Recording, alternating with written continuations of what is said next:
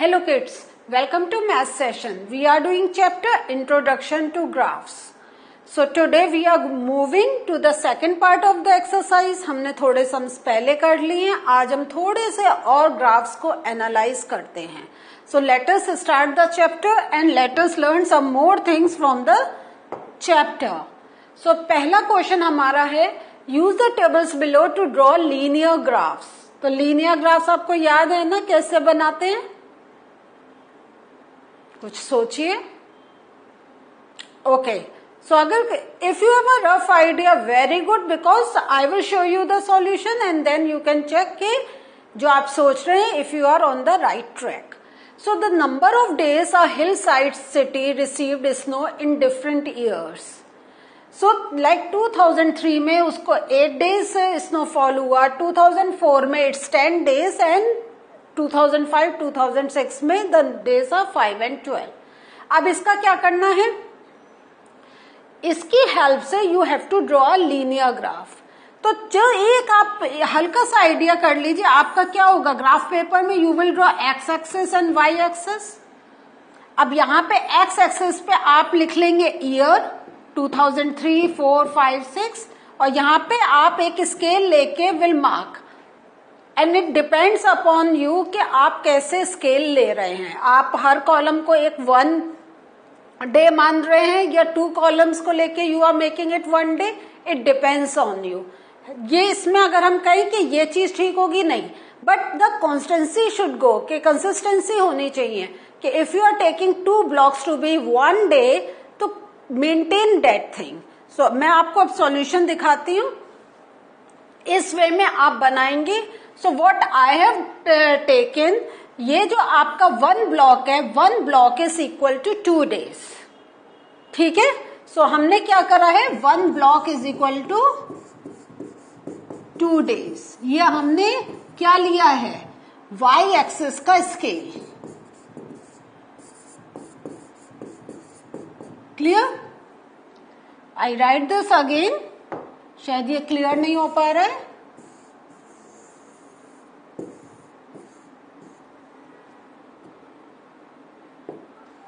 सो Y axis पर मैंने क्या लिया है, 1 block is equal to 2 days. Clear? और एक्स एक्सिस पे I have taken the years. Clear हुआ? नाउ अब हमने उसको देखा 2003 में कितना था, 8 डेज. तो 8 is here, I put a dot here. 2004 में 10 डेज, तो I put a point here. Then 2005 में इट इज 5 डेज. तो मैंने क्या करा, 4 and 6 का I have taken the middle point and according to it मैंने मिडिल में I have put a dot. And in 2006 it is 12 days, तो I have put a dot over here. बस अब what I have to do, I have to join with a line to complete the graph. Clear? समझ में आ रहा है आपको? Okay. Moving further. Population in thousand of men and women in a village in different years. So इसमें आपको number of men है, number of women है, per year कितने men's थे, कितने women's थे, the data is here. So you have to draw क्या है, you have to draw a graph, a linear graph. तो अब आपको क्लियर हो गया होगा कि this means you have to take 2 types of lines to show the difference between the points, कि वो कौन से points are identifying with man and कौन से जो हम डॉट्स लगा रहे हैं are for the women. So इसमें देयर आर मैनी मेथड्स. इधर आप जैसे हमने देखा है कि स्मूथ लाइन यूज कर सकते हैं for 1 and dash dash line for 1. Even you can use different colours also. So अगर आप इस टाइप से भी कर सकते हैं कि I have taken blue colour for man and red colour for women. And you when you are joining the dots, तो जो आपने मैन की मार्क करी है you use the blue colour, और जो आपने वुमेन की मार्क कर रही हैं। चलिए अगर रेड नहीं ले रहे हैं, यू टेक एनी, आप you can take any colour, जैसे आपने एक ब्लू लिया एक ब्लैक ले लिया। तो इस वे में you can use two different colors to highlight the difference between men and women. अब इसमें मैंने क्या करा है, I have taken the straight line and the dotted line. तो first I just want to tell you, जो straight line है, वो जो straight line है this is for men, और जो dotted line है that is for women.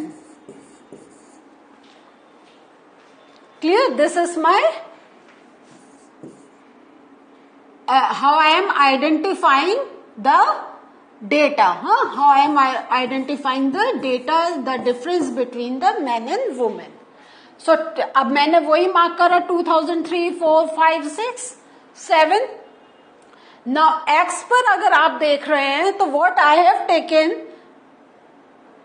मैंने एक ब्लॉक को 0.5 का value I have given, means 0.5 men. Clear हुआ? सो इस टाइप से आई हैव पुट द ग्राफ। तो 11, फिर यहाँ पे ये पूरा एक ब्लॉक हो रहा है एंड दिस इज 11.5। ठीक है, 11.5 में जब 5 जाएगा तो 0.5 जाएगा तो it will become 12। So means क्या हुआ, yes, 1 block is equal to 0.5 men। ठीक है, अब what I have done, so यहाँ पे I have shown you the crooked, this means below 11 we don't have data, तो हम इसको दिखा दे रहे कि we are starting from here. Why I am showing this? क्योंकि मैंने वैसे बताया है जो एक ब्लॉक है that is equal to 0.5 men. Clear हुआ? लेकिन और इसको हम ऐसे भी कह सकते हैं, जो ये हमारी जो पॉपुलेशन 1000 में है तो 0.5,000 करके भी यू कैन डू, उसको मान सकते हैं। तो इसको हमने क्या है, ये ब्लॉक है, ये 0 से 11, तो हमारा it is not identifying with the, जो हमने यहाँ पे अपना एक स्केल लिया है, तो ये मैं पहले भी बता चुकी हूँ। तो इसको हम ऐसे क्रिकेट लाइन शो करते हैं कि दिस पार्ट इज नेग्लिजिबल, या इसके ऊपर के जो हम है values that we are quoting in the graph. Clear हुआ? अब नाउ ये मेरे पास पूरा है। सो 2003 में देयर आर 12 men, तो मैंने यहाँ पे एक डॉट लगाई। 2004 में देयर आर 12,500 men, एंड इस वे में मैंने जो जो पॉइंट मिल रहे थे I have put dots over there. इसके बाद what I have done, I have taken women, women का 11.3, तो मैंने यहां से एक ब्लॉक का कितना जा रहा है, इट्स 0.5,000 है ना, 0.5 जा रहा है, तो उससे हमने आइडिया लेके यहाँ पे आई हैव पुट फॉर 11.3। फिर मेरा 11.9 है, तो I have not put the dot exactly on 12 से थोड़ा नीचे करके I have put a dot.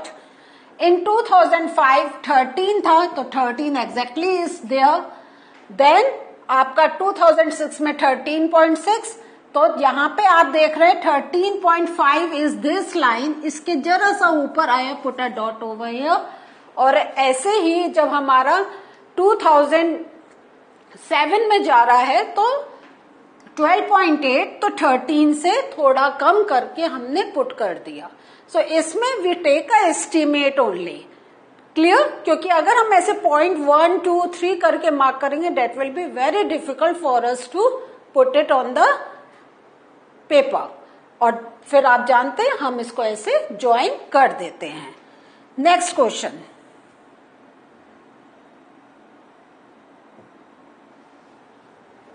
a courier person cycles from a town to a neighboring urban area to deliver a parcel to a merchant. His distance from the town at different times is shown by the following graph. So this graph is provided you with the question. Now we are going to look for the different questions which are asked based on the given graph. What is the scale taken for the time axis? So time axis में हमने क्या देख रहे हैं, 8 AM, 9 AM. How many blocks are there? 1, 2, 3, 4. So हमने क्या लिया है, 4 blocks equal to 1 hour. समझ में आ रहा है आपको? हमने देखा क्योंकि 4 के बाद 1 घंटे का हमें बताया गया है. सो हमने इसका स्केल क्या लिया, 4 blocks equal to 1 hour. How much time did the person take for the travel? कितना टाइम लिया उसने? Any guesses for the answer? कैसे करेंगे आप? Yes. कैसे? The person started at 8 AM and finished his job at 12 noon. तो कितना time लगा? 1, 2, 3, 4. 4 hours. 8 आए तो 9, 10, 11, 12. 9, 10, 11, 12. तो 4 hours में उसने अपना वर्क कंप्लीट करा. So how much time did the person take for the travel? The person has taken 4 hours. How far is the place of the merchant from the town? This means you have to tell the distance. तो distance कितना है? It is, वो कहाँ, यहाँ पहुंचा है ना, and इसके कोऑर्डिनेट, तो 22 किलोमीटर. कितना है? 22 kilometre. How far is the place of the merchant from the town? तो it is 22 kilometer away from the town. Clear? Next, did the person stop on his way? So by looking at the graph, can you tell with the did the person stopped? एक हमने ऐसे example we have already done. Yes, we can say the person has stopped on his way. Explain. तो between, अगर हम ले तो between 10 and 11 AM हम क्या देख रहे हैं? There is a constant line. There is no increase or decrease in the speed. ठीक है? So means, और इसको अगर हम दूसरे वे में देखें तो 10 AM से और हम एस्टिमेट करें तो 10 और 11 का हम बीच का अगर लें तो दिस कैन बी 10:30 AM, है ना? बीच का टाइम क्या हो जाएगा? 10:30. तो between 10 AM to 10:30 AM the person has covered only 16 kilometer. This means the person has not moved. So इसको आप simple in your answer you can write के at 16 kilometer or with the timing between 10 AM to 10:30 AM, there is no increase in the distance. So we can say the person is halted or stopped for some time. During which period did he ride fastest? Now this is a very critical question. ये कैसे पता करेंगे कि उसकी speed fastest कब थी? So what you look here, यहाँ पे हम देख रहे हैं 8 AM से 9 AM के बीच में the person has traveled 10 kilometre. ठीक है? And 9 to 10 में कितना हुआ? उसने 10 किलोमीटर से स्टार्ट करा और वो 16 किलोमीटर तक पहुंचा. दिस मीन्स यहाँ तो उसने 10 kilometre distance he has covered, but from here to here he has covered only 6 kilometre. And then when again he started his journey from 16, he reached up to 22. तो this means कितना और चला वो? 6 kilometer more. तो during which period did he ride fastest? तो it is the period between 8 AM to 9 AM he has drive fastest. क्योंकि 1 घंटे में उसने 10 किलोमीटर करा. और यहाँ पे हम देख रहे हैं यहाँ पर 1 घंटे में he has traveled only 6 kilometer. Again from here to here it's a count for 1 hour. He has covered only 6 kilometer. So by looking at the graph we can give the answer. Can there be a time temperature graph as follows? Justify your answer. तो ये time and this is temperature. तो as the time is increasing the temperature is also increasing, so this is possible. हाँ, तो yes, this can be possible because with the increase in time, there can be the increase in the temperature. Now, with time, temperature and it is decreasing. So this is also possible कि as the time is increasing, the temperature comes down. Look at the third part. तो यहां पे इन्होंने they have shown you this line, ये आपको पता चल गया होगा. तो can this graph is possible? Just tell me. No, this is not possible because at the same time the temperature cannot be every time the same. So this is not possible. Fourth देखते हैं. तो as the time is increasing but the temperature is constant.